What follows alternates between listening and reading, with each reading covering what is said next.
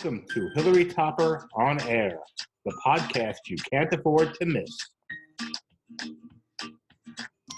If you're an endurance athlete, you know how hard it is to get it all in. In addition to your swim, bike, and run, there's little time left for strength training, nutrition, and keeping a healthy lifestyle. I'm Hilary Topper, and this is Hilary Topper On Air. Today, I'm speaking with Joel Sinker, MS. He's the lead coach at MetPro, a world-renowned concierge nutrition, fitness, and lifestyle coaching company. Welcome back to the show, Joel. Thank you so much, Hilary. It's a pleasure to be here. So, talk to us a little bit about some of the biggest challenges endurance athletes face.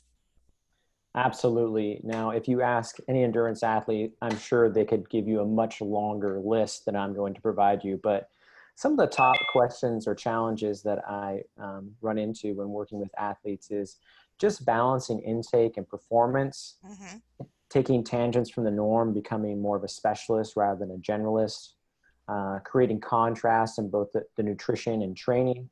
And probably the biggest one is just making a choice.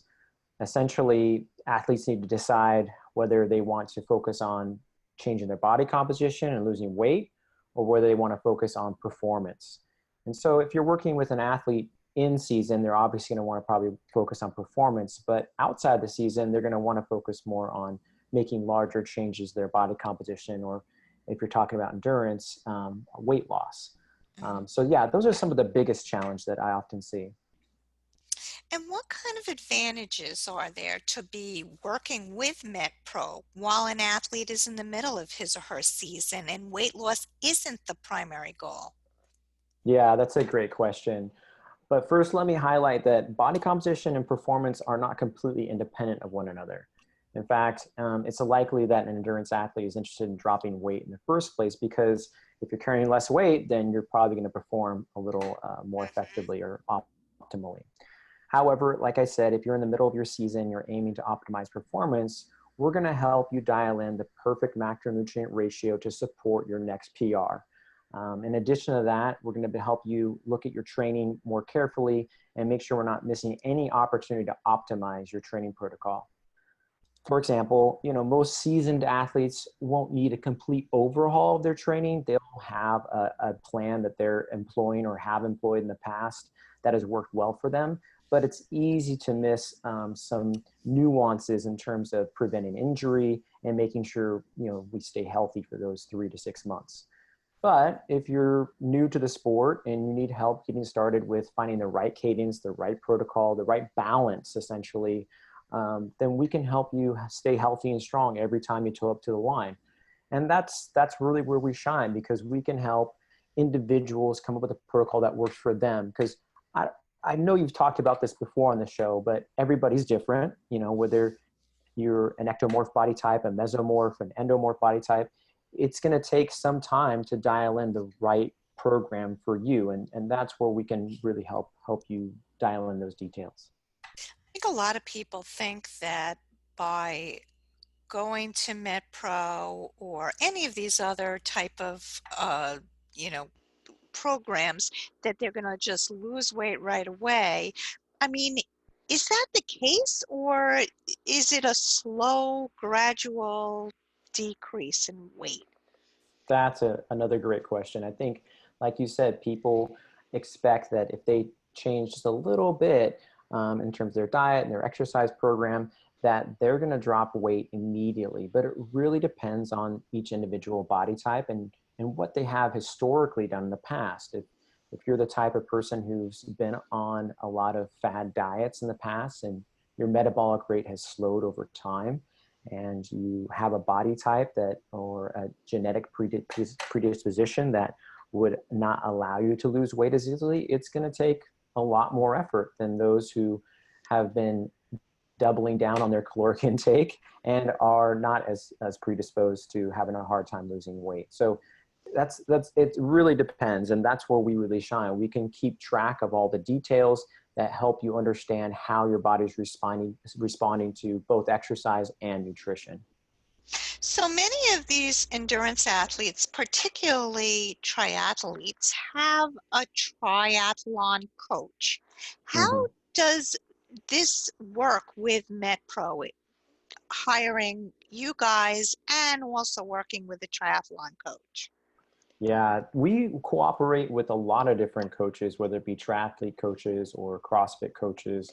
Um, there's an opportunity for us to work synergistically and not just in our own boxes. Essentially, we're able to communicate and reach out to those individual coaches or use the individual client as a middle person or middleman, essentially, to communicate what we're trying to achieve.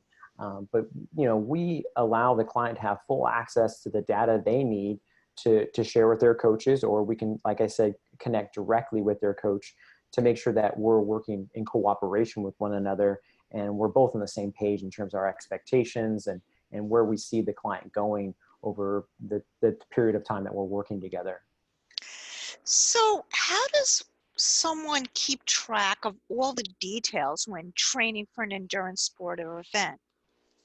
Yeah, a lot can be lost in translation without the proper guidance and feedback. People have a hard time deciding, what levers to pull at which times. But our coaches use the analytics and feedback that clients provide to individualize the feedback to those people who are, putting in all this effort into keeping track of, the macronutrients they're eating every day, how they're feeling, how they're responding to each workout. Our platform gives us up to minute data that helps determine the best path forward. A lot of people will struggle with keeping track of, again, those macronutrient ratios, glycemic loads, workouts, performance markers, energy, focus, hydration, et cetera, and so forth. But with the tool that we have, the app that we employ, we can just collect all that data, have it in one spot, and be able to give our clients a day-to-day breakdown of what they need to be focusing on, depending on what their goals are for that week, month, or year. It's interesting. So, let's go back to these body types. You talked a little bit about that in the beginning of the conversation. How can these different types of body types influence one's weight loss strategy?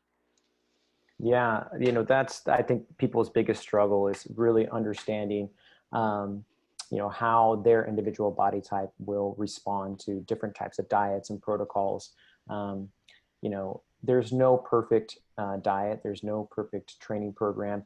We have the tool to assess what's going to work best for you. So, if you're taking time to undoubtedly allocate time towards your craft, whether it be cycling, swimming, running, or all of the above. It's valuable to take tangents from the norm and create contrast within that protocol to elicit specific shifts in your muscle and energy systems being employed. And so if we're able to understand your body type, whether an ectomorph, somebody who doesn't put on weight as easily, but is able to take weight off quite well, or if you're an endomorph, somebody who is able to put on muscle mass with greater ease, but oftentimes has a difficult time losing weight. Or if you're somewhere in the middle, if you're a mesomorph who can put on weight pretty easily, but also can take it off if they're not careful about their macronutrient ratios and making sure they're fueling their body properly. Wherever you lie in that spectrum of body types, you're going to benefit from knowing exactly how to employ each, exercise program, each nutritional phase that we have to provide, and really diving into how you can create as much contrast as possible in between your off season and your on season. So a common example I'll see with endurance athletes is they desire to allocate all their time to endurance training. And you can imagine how that, plays into, your body responding the same way over time. Your body obviously is going to become much more efficient at performing those tasks, which is good. You have to allocate a certain amount of time to your craft. But the more contrast you can create in the off season, the better results you're going to get while you're in season. Now, a friend of mine told me that her metabolism was completely off after she did an Ironman event. She had trained for this Ironman event, put hours and hours and hours into it, and then her metabolism was off. How can that actually happen? I mean, isn't it input output, or am I completely off here? Yeah, no, I think a lot of people are confused by that.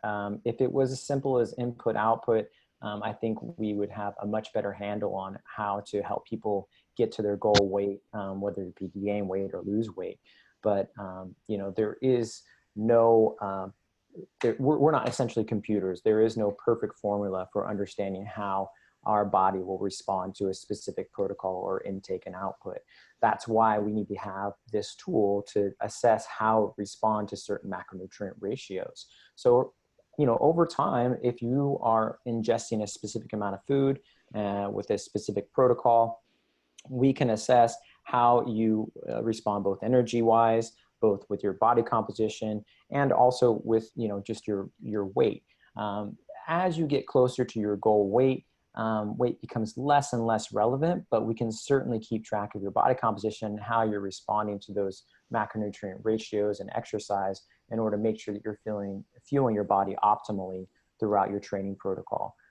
But yeah, it's a nuanced process that takes a lot of time and effort that we've been able to refine over time and take kind of the biggest challenge and biggest hurdles out of the equation by keeping track of this data for you.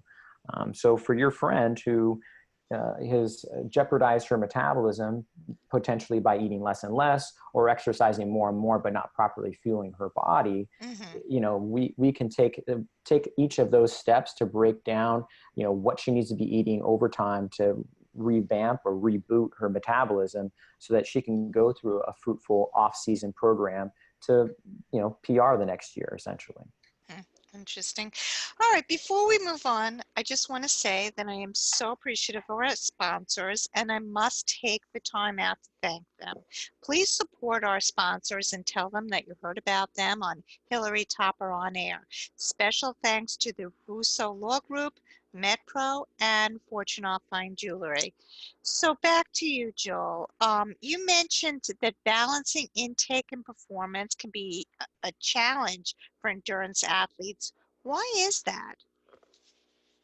The biggest thing with athletes who are doing endurance sports is that they have to train for 90 plus minutes a lot of times. And therefore it's challenging to help them understand exactly how much fuel they need for each training session and for each race. A good example of that is, I was working with an athlete who was quite competitive for his age at the time. And, he essentially was employing a lot of goos and gels and, sports drinks, which is fine. There's nothing wrong with employing those. But I don't think he realized the impact that they were having on his weight loss goals. And so, after a very short period of time, just after a week of assessing, his training protocol, a very well-balanced meal plan already, but all those extra bars and energy drinks, over the course of 1 week added up to be a significant impact on his caloric intake. And again, there's that challenge of making sure that every workout counts, but also not overdoing it with, ingesting too much sugar or too many extra calories throughout your training. So, again, if you're not paying attention to these kind of details, it can get away from you really easily. But by employing our help, we're able to help athletes understand the exact caloric density of each meal, each snack, and in some cases, additional pieces of fuel during maybe an excessively long training bout or obviously during their race or their event. So if you can give 1 or 2 tips to our listeners to enhance their athletic performance, what would that be? Yeah, that's a tough one. I would have to say I could dive into a couple of the questions that I get most frequently, and that would be, what's the best time to exercise? People always want to know, hey, is it going to be better to exercise in the morning, the afternoon, the evening? Is it better to do it fasted, not fasted? And while the nuances of the fasted and non-fasted, it could be broken down even further, I would say the timing is really comes down to when can you be most consistent? You know, if you're going to be struggling to make time to work out in the afternoon, I would say do it in the mornings. If evening is when you have the most energy, you're free from work, you're free from all your commitments, do it in the evening. There's no special thing that's going to really make that exercise more fruitful than consistency and just free space, essentially. You not stressing about being able to make that commitment, you know, every day. So that's probably one of the toughest decisions people have to make in order to be most consistent, is what time of day are you going to be able to do it without other commitments getting in the way. That's and I would great. say, yeah. And I would say the other thing that I hear most often is that, you know, what is it that is the best type of exercise? Is it going to be cross training? Is it going to be circuit training? Is it going to be strength training? And a mentor of mine uses this metaphor all the time, and I absolutely love it. You know, Angelo Poli dives into saying, hey, what if you walked into a mechanic shop and you asked the mechanic, you know, what's the best tool in this entire shop? The mechanic's going to look at you sideways. They're going to say, well, what's the job you're looking to achieve? And then they can select the wrench or the hammer or the screwdriver. It's not going to be one size fits all, right? You're gonna pick a particular tool for the job that you're working on, and the same thing applies to exercise.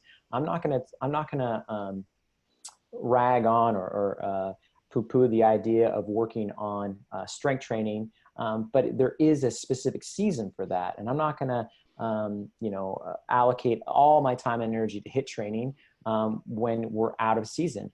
And I think people get frustrated when I'm not allowing them to gravitate towards their specific exercise, whether it be endurance training or strength training or whatever it may be that they enjoy doing.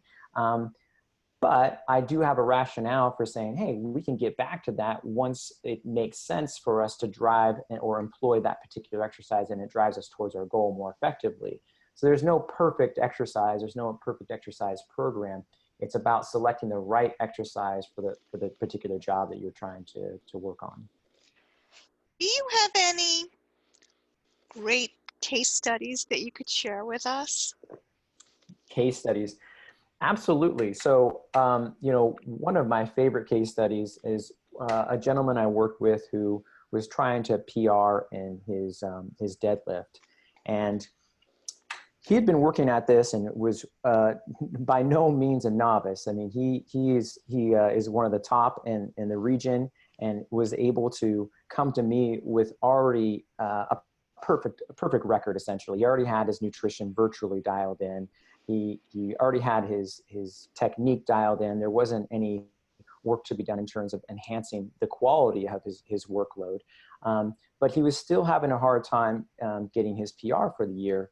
And so, one would think, oh, he just needs to push maybe a little harder or throw a little bit more weight on the bar. But, after we took a big step back and looked at his training protocol, we realized that there was hardly any time allocated for rest and range of motion. And it's hard when you're in the throes of your competition or your season. It's difficult to see those kind of gaps. And while we were able to create a little bit of contrast in his nutrition program in order to get a little bit leaner to make sure he made his weight class without too much trouble, the biggest thing that we were able to help him see or refine was just taking time to do a little bit more posture and make sure that his range of motion was in place to make sure that he could get those PRs throughout the year that he had set for himself. Again, it doesn't have to be a huge overhaul of one's protocol. It can be as simple as working on range of motion and again, getting you down to closer to your goal weight so it's easier to hit the starting line running. And so I always tell people, hey, if you have any doubt that you could be doing something better, come chat with us. Come talk with us about what you could be doing just differently. And again, don't be scared to try and take a small tangent from what you're doing, or in this gentleman's case, take a break from what you're doing in order to allow yourself to recover more effectively and prepare yourself not just for the next competition, but for your next training session.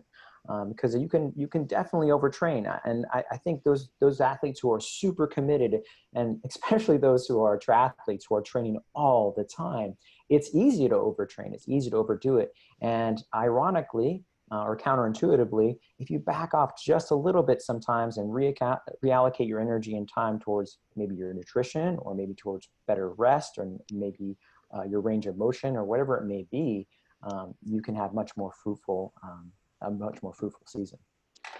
That's awesome. So tell us, Joel, how can people get in touch with you and learn more about MetPro? Absolutely. So we have a robust website that provides a lot of additional information and education, which is www.metpro.co, where, again, you can take an online assessment to see where you're at in terms of your metabolism, and getting connected with an expert who can tell you or explain to you where you might start in terms of the process of allocating your time and energy to employing our service. And yeah, I would highly recommend that you go on and take one of those assessments, because at the end or the conclusion of the assessments, you'll have an opportunity to actually talk to a person and get some additional insight about what you could be doing differently and what it would look like for you to start employing our support. Oh, this was great. This was a great show. Thank you so much, Joel. I really Yeah, appreciate it. And I my want to pleasure. thank our sponsors, the Russo Law Group, MetPro, and Fortune of Fine Jewelry. And last but not least, I want to thank you, our listeners, for tuning in. If you'd like more information on this show or any other show, visit our website at hilarytopperonair.com, or you can find us on Spotify, iTunes, Google Play, SoundCloud, Mixcloud, you name it, we're out there. Have a great week, and we'll see you next time.